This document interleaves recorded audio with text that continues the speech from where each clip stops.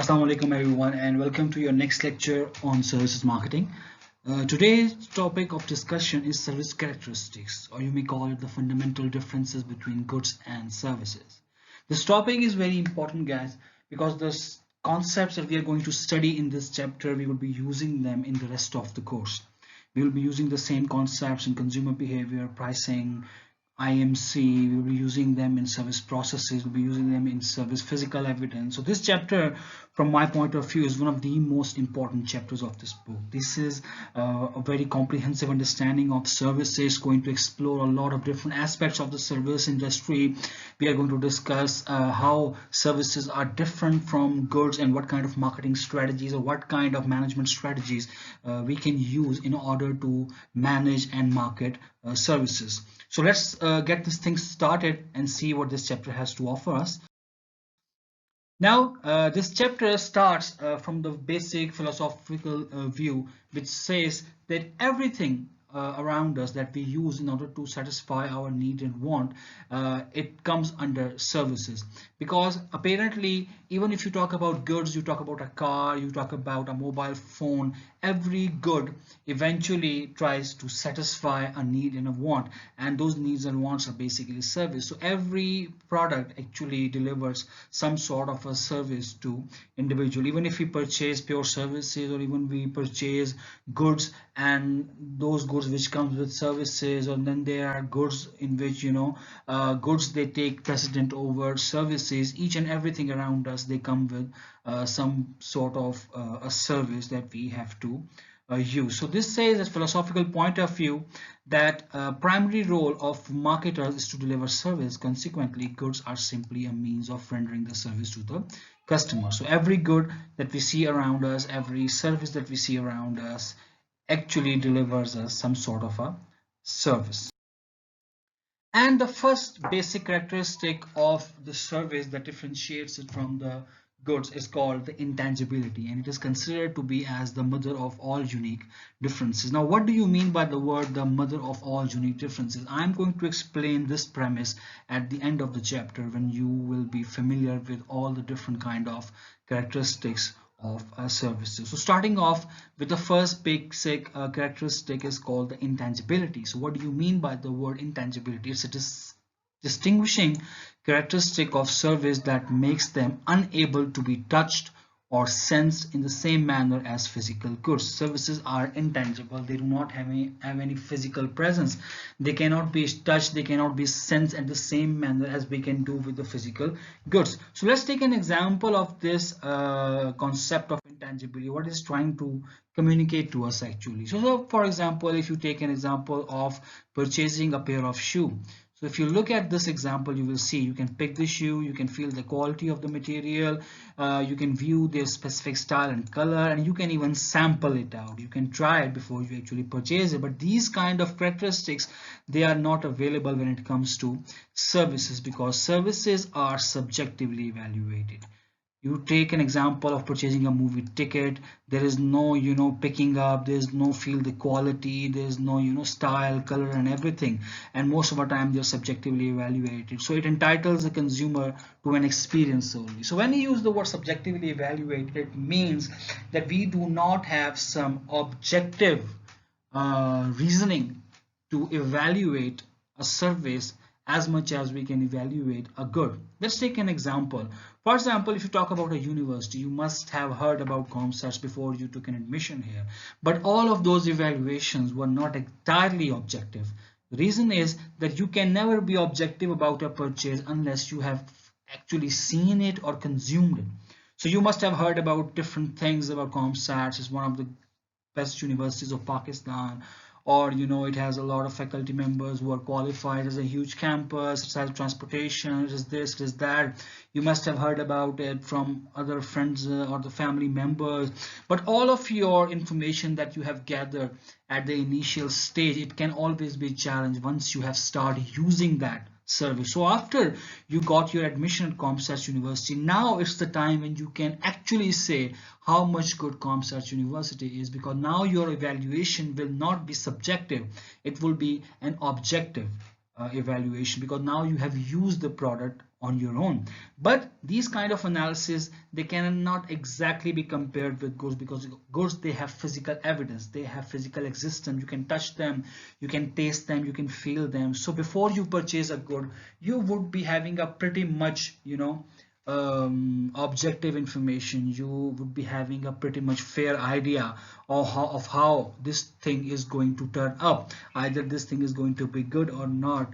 And even in goods, there is always some sort of an ambivalence, but still the ambivalence is much less as compared to services, and it is only because of the tangible nature of the services. So the rest of the so many issues that we are going to discuss in the coming slides, they are because of the intangibility of the service, because they do not have any physical evidence. So one thing that you have to remember here is, not only we are going to discuss what are the major differences between goods and services, we are also going to discuss what issues can we face because of these differences. For example, we have discussed the concept of intangibility, that it lacks the ability to be touched, to be sensed, to be used, to be sampled. And because of this intangibility, these are the issues that are going to arise. So services do not have inventory, and now you people must understand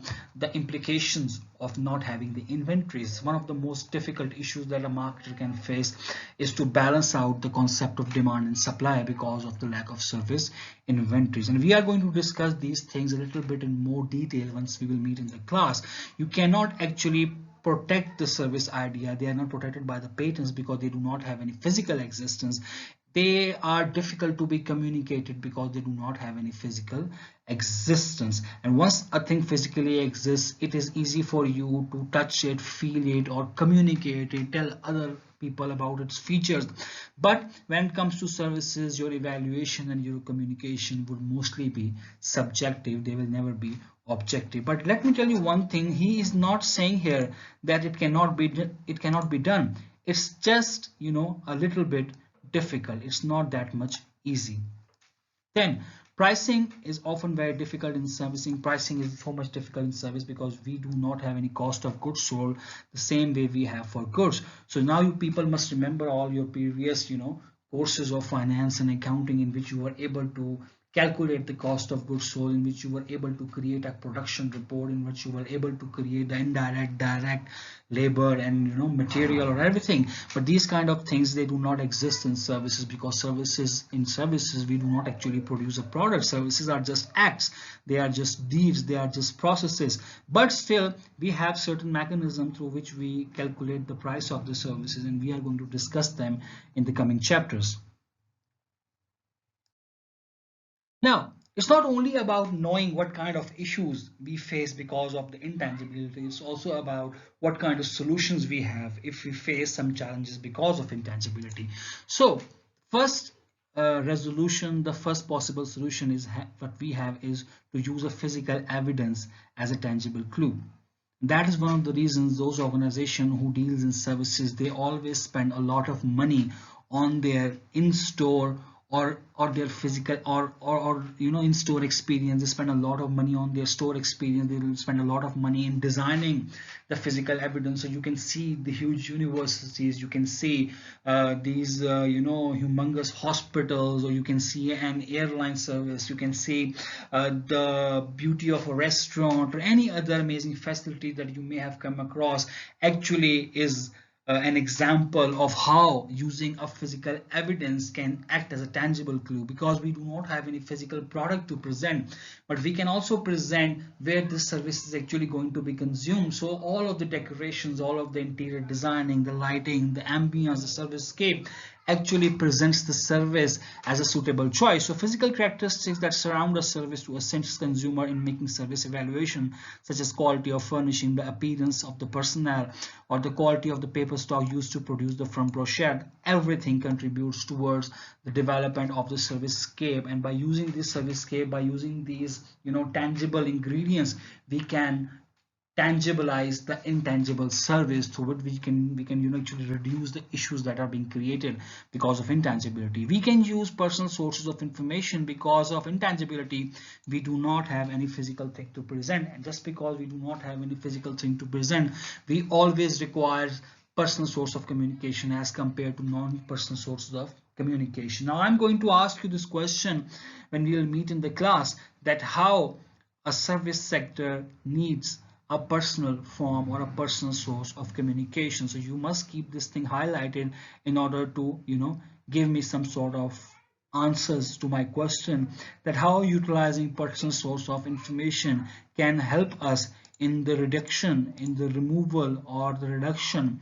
of the issues that are caused by the intangibility. Now you can create a strong organizational image. The more you advertise, the more you build, the more you engage in brand building activities, like different kind of event management activities, like different kind of celebrity endorsements, different kind of sponsorships.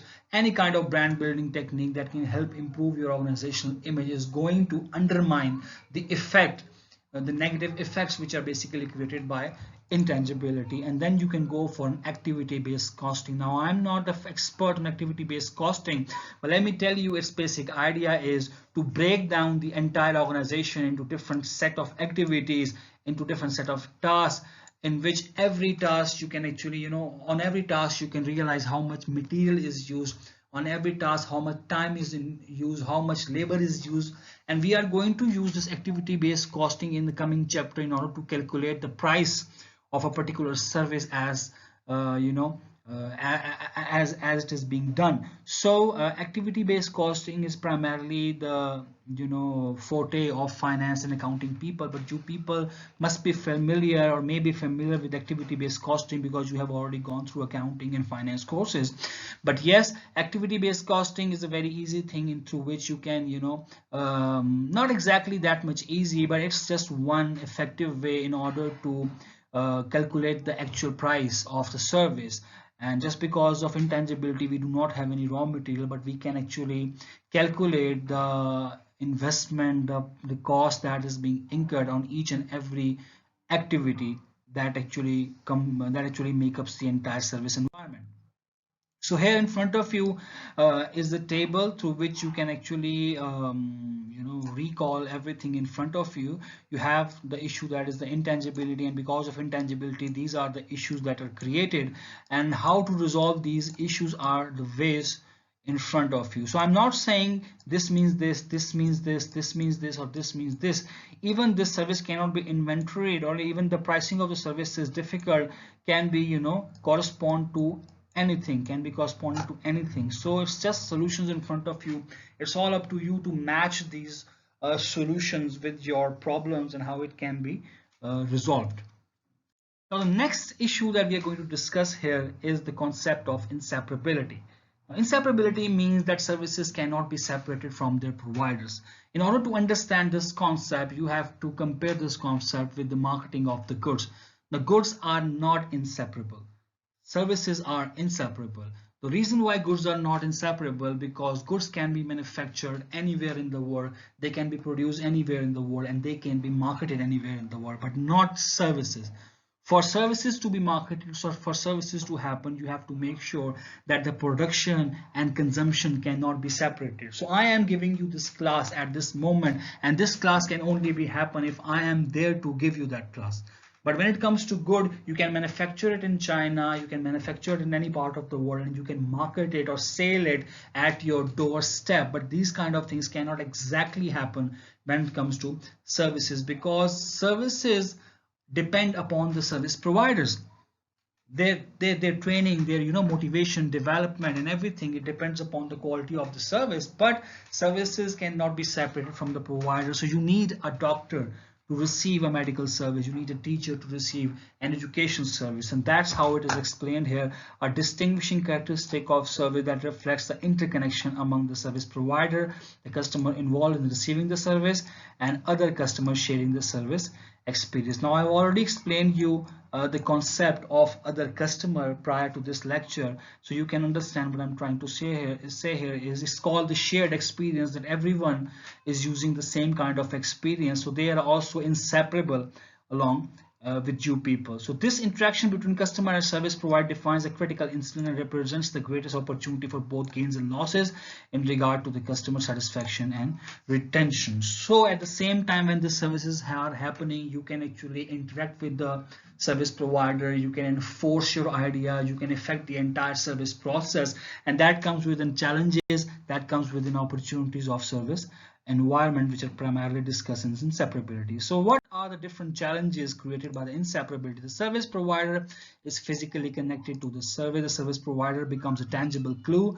and the service providers are evaluated based on their language, clothing, personal hygiene, interpersonal communication. It's not only about knowing how they are evaluated, it's about investing time and effort in training people in terms of their language, clothing, personal hygiene, and interpersonal communication skills. Because one thing you need to remember, that you may not care where this product was manufactured, but once you are receiving a service in front of you, everything matters. The language of that service provider, it matters. Its clothing, its way of communication, its attitude and behavior, everything has to be considered. So those companies who are really a professional service provider, they spend a lot of money, they spend a lot of time on training employees, they spend a lot of time on making them understand the importance of their interpersonal relationships, because these interpersonal relationships, they can make or break the entire service concept. So this is only because of the concept of inseparability. The services cannot be separated by their service providers. Now you have some other resolutions that you can take place when it comes to services. There are certain other solutions that we can resolve because of service inseparability. But before that, there are certain challenges that are still left to be discussed. Customers are involved in the production process, so your involvement, it can depend. It must be sometime throughout the service. It can be there to start or stop the service, or not needed to be mentally or remotely present. So when it comes to the service participation in terms of consumer, you need to understand that your presence during the service, it all depends upon the type of service you are receiving. So if you talk about a university, you have to be there from the start, in the middle, at the end. But if you go outside and you give a car to be fixed, you don't need to be there while your car or your mechanic fixes your car. You just have to start. You just have to be at the start of the service, and then if it's a long issue, then you may come in the middle, but by the end is a must, through which you can verify if your issue has been resolved, and you are going there again to finalize all the issues that you actually saw in your car, either been fixed or not, everything. So this all depends upon the kind of involvement which is taking place. But managing customer is another important issue that we face when we talk about the concept of inseparability. Then your direct impact also depends upon the type of service desired, the length of delivery service, the cycle of the service demand.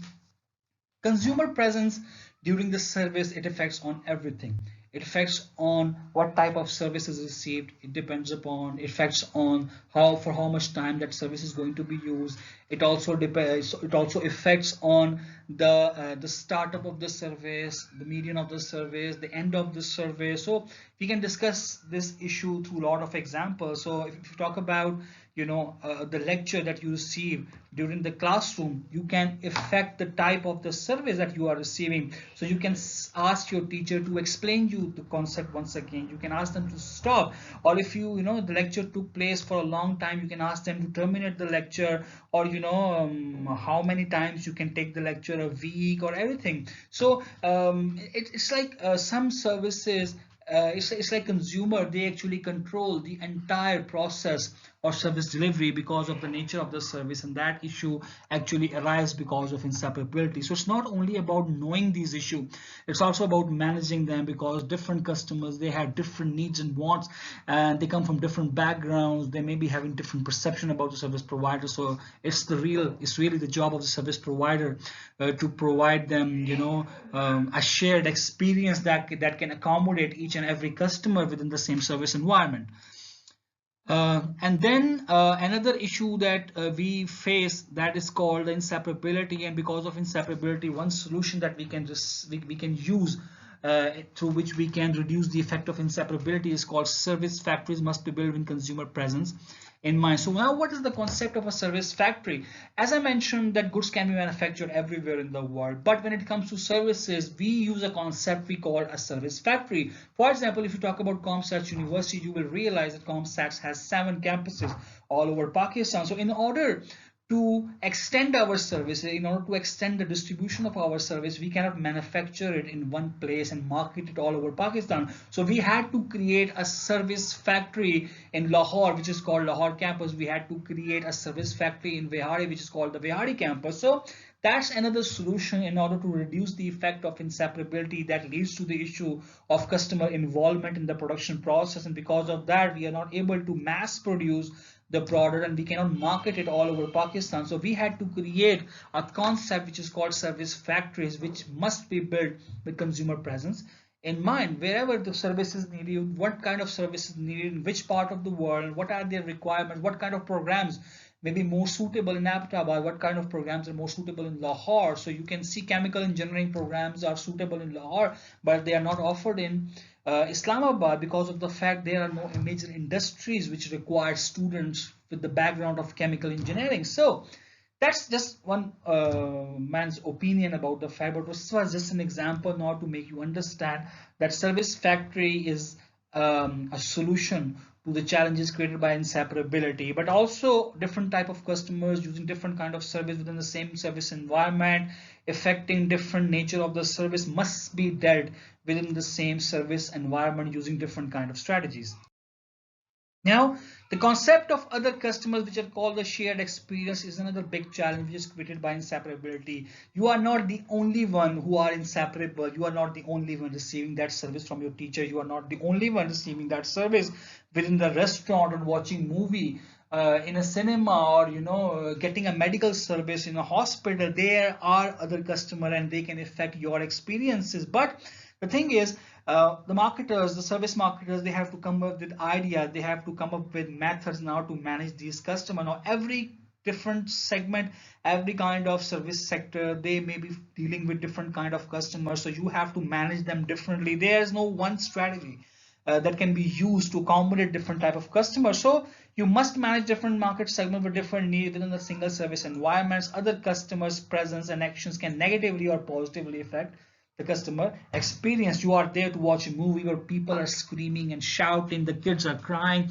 these kind of effects. You are there to study, but other students are not serious, they're making noises, or discussion groups or different kind of stuff that are happening in the class. This can adversely negatively affect your own experience. So there has to be some sort of a mechanism. So you can see we use some sort of a mechanism in the universities in order to accommodate of different behaviors and attitudes of the students. So the same kind of thing can be seen, but it all depends upon the kind of service environment you are in and what kind of customers that service environment receives. So management of those other customers are entirely a different strategy. That all depends upon the different kind of service environments we are living in. And the mass production of service presents special challenge. You cannot mass produce a service like the way you can mass produce a good, because goods are not inseparable, but the services are inseparable. Goods can be separated from the service from the providers, but the services cannot be separated. So that is a big challenge that can lead to the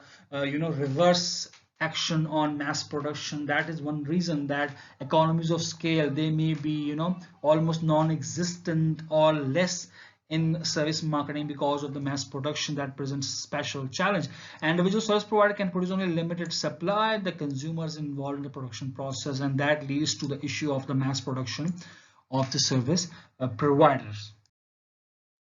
Now, what kind of solutions we have in order to reduce the effect or challenges which are created by the inseparability? You can strategically select and train employee for public contests because they are inseparable. They are the one who are providing services. They are the one who are engaging in direct interaction. They can be doctors, they can be teachers, they can be nurses, they can be the flight attendants, stewards, hostesses. So their selection, their training of public contact is almost indispensable, almost imperative. Selectors for superior communication, interpersonal skills. You can train them on soft people skills, reliability, responsiveness, empathy, assurance, managing the tangibles that surround the service environment. So all of these, strategies, they can reduce the adverse effects which are created by the concept of inseparability. Then you can go for consumer management techniques, because you are dealing different kind of customers and you are also dealing with the issue of shared experience. So there are several issues through which you can resolve these issues. Different type of people coming in the same environment needed different kind of guidelines. Different kind of behavior management techniques may be applied, but it all depends upon the type of environment that you are living in. A university may impose certain fines. A hospital may allocate the staff in different timings in order to manage different customers. You can implement a reservation system or a queuing system in order to accommodate different type of customers. But I said that every service organization can use different kind of consumer management techniques which may not be applied in anywhere in the world. You can go for a multi-site location which is called factories in field. As I just mentioned, that you can see that TCS has different kind of branches all over the Pakistan. You have universities who have different kind of campuses all over the Pakistan. And why do they do that? Because they lack mass production, they cannot be stored, and because of this issue which is created by intangibility, and that intangibility created the issue of inseparability, and because of that inseparability you cannot mass produce a service. That's why you cannot mass distribute, and that is the reason you have to come up with the idea which is called factories in field.